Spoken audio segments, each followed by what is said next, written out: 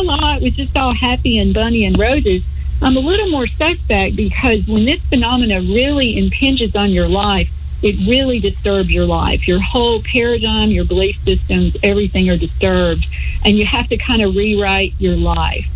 And so, again, my witnesses, I have rules of engagement, but I don't abandon them. And, I kind of help them walk through integrating these changes.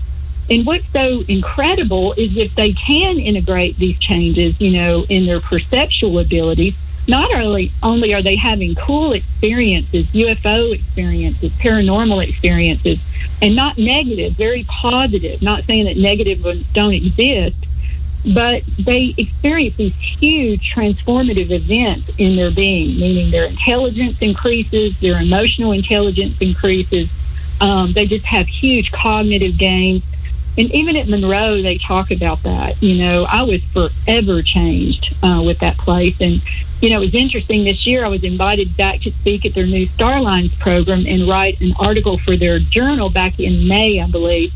And, of course, the seminars, got put on hold because of the virus. But I'm hoping to get back there. So that's why I hope people will be curious and look at all their research. But this road has been fascinating.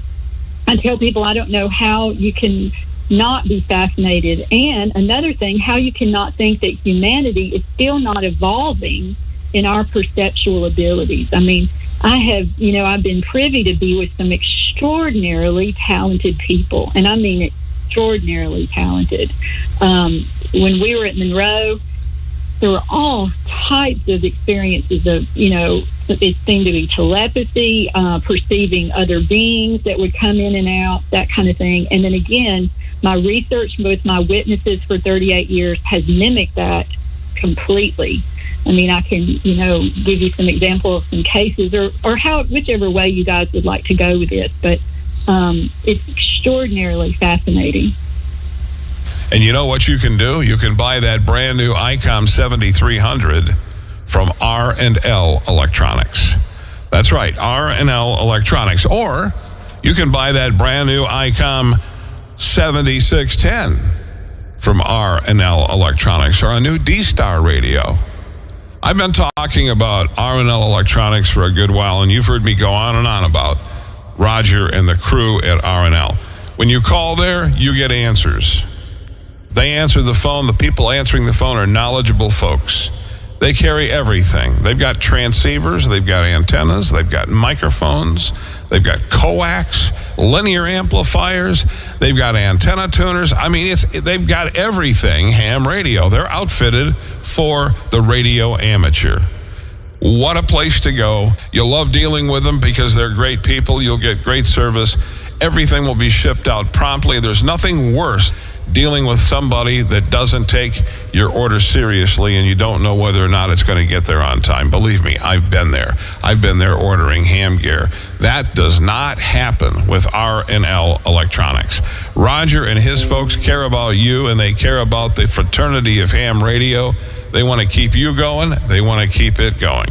For the best price, the best possible price, and the best service and quality from individuals that know the amateur radio hobby and really care, remember the name R&L Electronics.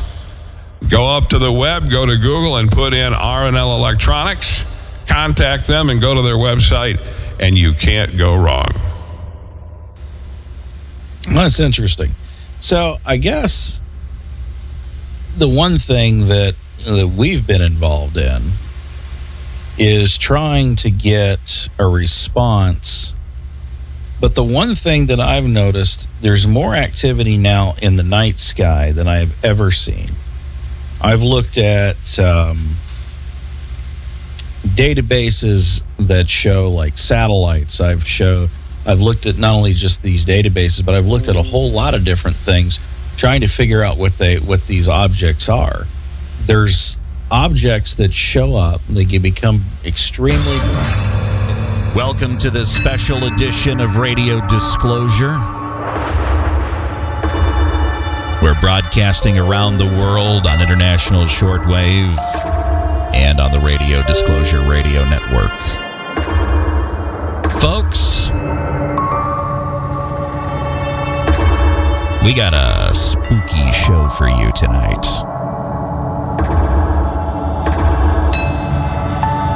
We're going to start off in the country tonight in St. Augustine, Florida.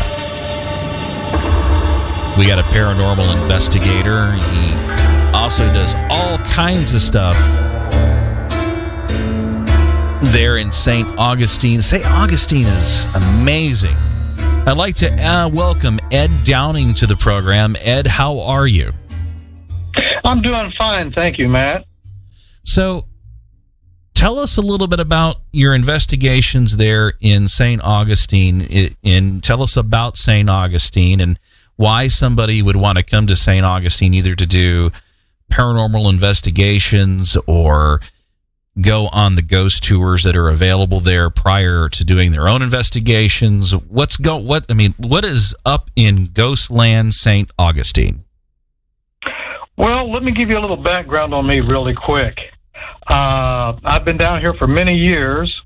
I worked at the Fountain of Youth, and I worked for Ghost Augustine, and I've worked with some of the folks from the University of Florida in Gainesville, and with our archaeology department here at the Fountain of Youth. St. Augustine is it is the oldest city in the United States. It was settled in 1565 by Mr. Ponce de Leon. He's the guy that came here and was in search of the Fountain of Youth. And as some people may know or may not know, the Fountain of Youth is located right here in St. Augustine. Along with that, out of all the tribulations and the wars, the battles that have taken place here in St. Augustine, being the very first city, there's a lot of spirits roaming the area. And if anybody was to come down here and take any of the ghost tours down here, I'm sure they would have a very, very good time. There's always something to capture, always something to see, and always something to hear. Well, I'll tell you, I've been to St. Augustine myself, and that's one of the reasons why we're actually talking, is the fort that's there, all of the, you start talking about archaeology, there's amazing things still being discovered there. The landscape is beautiful. You're right on the coast. You've got just the history is amazing. Uh-huh. So, yes, it is. So you give tours currently.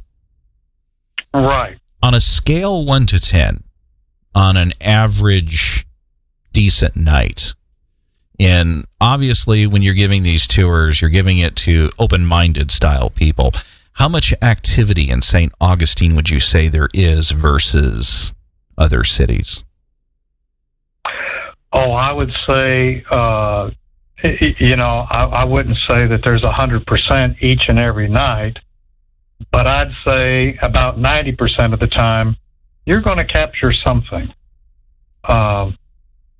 It's a very active city. Of course, each night, each tour depends. Like on mine, I might do 3 tours a night and might not have too much happen on the first one, but the second one would be off the chart. The third one may not have anything happen, and vice versa. But during a night, I would say that chances of you catching something are pretty darn good. Either picture, video, EVP, something's going to happen for you. So, what would be the scariest? I mean, we're talking Halloween here right now. What is the scariest thing that you have encountered there in St. Augustine?